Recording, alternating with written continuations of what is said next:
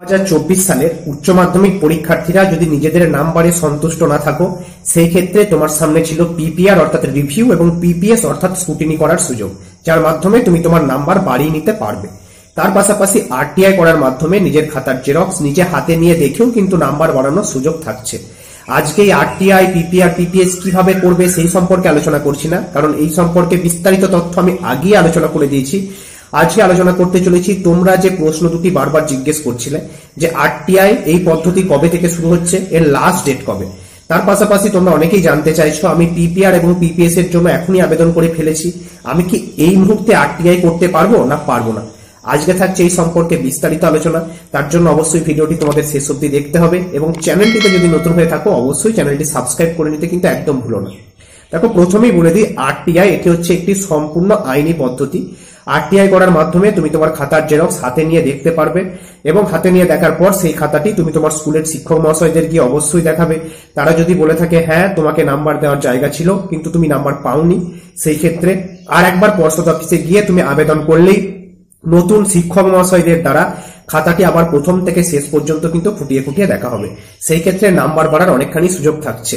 এই আরটিআই কিভাবে করবে সেই নিয়ে আজকে আলোচনা নয়, কারণ এই নিয়ে বিস্তারিত তথ্য আমি আগে আলোচনা করে দিয়েছি।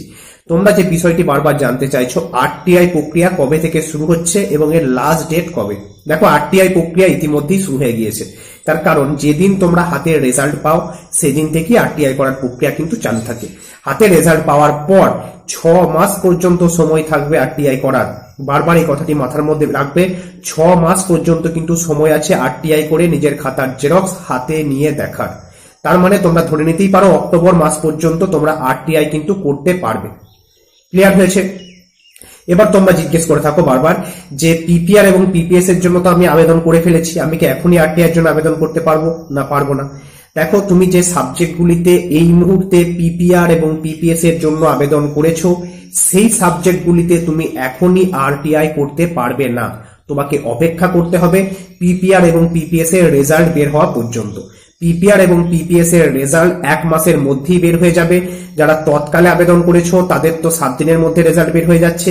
যারা নর্মালে আবেদন করেছো তাদের 1 মাস থেকে 1.5 মাস সময় লাগবে রেজাল্ট বের হতে।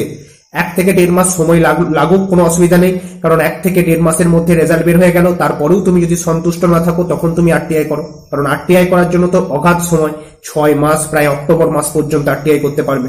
ক্লিয়ার হয়েছে? এবার তোমরা অনেক সময় বলে থাকো আমি যে সাবজেক্টগুলিতে পিপিআর এবং পিপিএস করেছি সেই সাবজেক্টগুলিতেই আমি আরটিআই করতে চাই, করতে পারবো? অবশ্যই পারবে, কিন্তু এখন পারবে না। পিপিআর এবং পিপিএস এর জন্য যদি আবেদন করে থাকো সেই সাবজেক্টগুলিতে এখন আরটিআই করতে পারবে না, রেজাল্ট বের হওয়ার পর পারবে। ক্লিয়ার হয়েছে?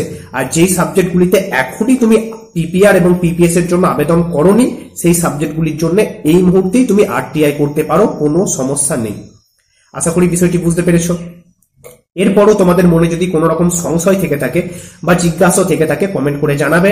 আমি তোমাদের মনের যে সংশয় সেই সংশয় দূর করার অবশ্যই চেষ্টা করব। আর ভিডিওটি যদি তথ্যপূর্ণ বলে মনে হয়ে থাকে অবশ্যই বন্ধুদের মাঝে শেয়ার করতে ভুলো না এবং চ্যানেলটি অবশ্যই সাবস্ক্রাইব করে নিও।